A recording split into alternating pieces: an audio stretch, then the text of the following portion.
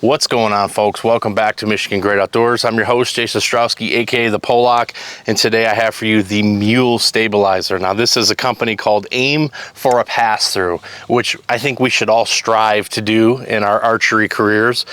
But this is a stabilizer that I saw that instantly became a hit in my brain. You know, I saw Cameron Haynes post it, I think, on Instagram, and I thought to myself instantly, I was like, that is an amazing idea. It's something that I've kind of done for years. I've had a bee stinger on this bow for the last 4 years. I think it's like an 8-inch bee stinger, and I've run that stabilizer, and it's a nice stabilizer. I think it cost me like $100, but I've always, when I've carried my bow, I've always tried to rest that stabilizer on my forearm. Well, it's round and it just doesn't stay there. And naturally, a round bar is not going to stay on a round forearm. So this company, Aim for a Pass-Through, has come out with the Mule. So he's calling this as the saddle. This is a plastic material that's got some very, very soft kind of shrink wrap type material on it that's really kind of formed over it. So this is the first ever functional stabilizer. Most stabilizers, you know, you have an 8-inch, 6-inch, 12-inch bar. You'll have your weight out here at the end, and it's really just designed to try to help you, you know, when you're aiming, try to keep your pin on that target. Well, this is a dual functional stabilizer, so it's going to allow you to do that because there's a lot of weight out here on the end, and it's also going to allow you to, when you're carrying, you're going to be able to use that stabilizer to stabilize the bow and to make it very lightweight. I don't know about you guys, but if you're doing a lot of spot and stalk, you're walking around, especially you Westy guys, these bows get heavy. I mean, I don't know exactly what my bow weighs right now. This is 80-pound Hoyt Axius Ultra, so it's a little bit longer. I don't know exactly the weight, but it's got to be at least 4.5, 5 pounds. Then you're out there hunting all day, this shit gets heavy. I mean, to be able to have something to brace against your forearm, and it really helps stabilize it, and it takes off the weight. And I've done this for years with my bee stinger. When I walk, I just rest that stabilizer on my arm. The problem is it's round. You got a round arm, so naturally it's not going to stay there. With this one here, it's going to stay. As you're walking, you're going to be able to stabilize it, and it really does help make it feel like you're not carrying as much weight. So looking at the actual stabilizer, this is made from billet aluminum. It is heavier as a whole compared to my bee stinger. Now my bee stinger is right around, I think it's like 5.5 ounces total weight. This is coming in over 8 ounces total weight. So you have to think about the entire mechanism here. So you got the stabilizer, and you have the mount, you have this handle here, which is also dual function. So if you wanted to point it down and say you had, I have this Kafaru harness on right here, you know, if I wanted to glass, you know, I can just put my bow on there.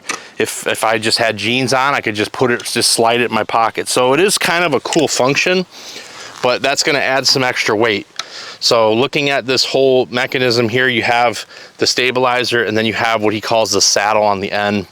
The saddle is drilled and tapped on the bottom and the front. So if you wanted to put another stabilizer on here, you could. If you wanted to mount something off the bottom, a flashlight, if you're doing, you know, hog hunting at night or something like that, there's all kinds of different options here. You can mount GoPros, you can mount cameras, as well as all these holes. I believe they're all 1/4-20, so you're going to be able to mount whatever you want. The possibilities are endless on this thing. One of the really cool things about this product is you're going to be able to use it as a bow mount. So you can see, hands-free. I don't have my cams in the ground. I don't have dirt going in my stuff. They do sell an additional pad that you can put on the bottom, so it adds an additional prong, so you could have, you know, you can stand it up this way. You know, that's just added weight in my opinion, so I don't really want to go there. I guess looking at the company as a whole, the guy is super active on Instagram. He's you know, he's building this thing in America. He's very passionate about Made in America.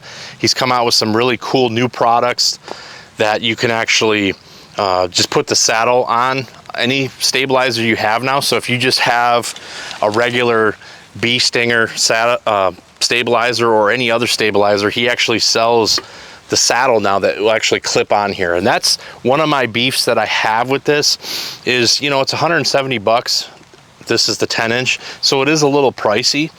And I've actually had this since last year. I used it in deer season. I did like it. There's some other things that I don't like this here. There's potential for noise there. You know, you'd have to bump it with something, but if you're tree stand hunting, if you're saddle hunting, that can happen. You know, you're moving your bow around and stuff. The price, $170, I think it's a little bit pricey, and it's heavy. It's much heavier. Matter of fact, it's almost double the weight of this stabilizer. So, you know, form, function, weight, you know, to be double the weight, does it matter because you're getting a lot of functionality? You know, I don't know. I mean, I feel like it still shoots really well. Go ahead and take a shot real quick. I think that, honestly, I don't really notice a difference, to be honest. You know, comparing this stabilizer with my other one, I'm not that great of an archer, so, you know, maybe that's, you know, maybe somebody like a John Dudley could tell the difference. You know, I'm not that great of an archer. I feel like it does just as good a job as this one. I don't feel like it's any better. I don't feel like it's any worse. If anything, maybe it does a little better vibration dampening than this one, because there's no vibration dampening, and this one has some dampeners built in. So it is adding some dampening. It's not as good as my Matthews with the dampener on the end of that. I can tell you that for sure. And I've compared them side by side. I do wish that they would maybe kind of redesign this a little bit, take some weight out. I don't think it needs to be this big and this thick. I don't think these saddles need to be as large as they are. I think you could cut this down and make a much smaller package. And maybe he doesn't want to do that, or maybe you could offer it as secondary options. It's always good to have SKUs. 170 bucks, a little pricey. Like I said, this is costing about 110 right now. But again, it's made in America. You're supporting American business, so I'm happy about that.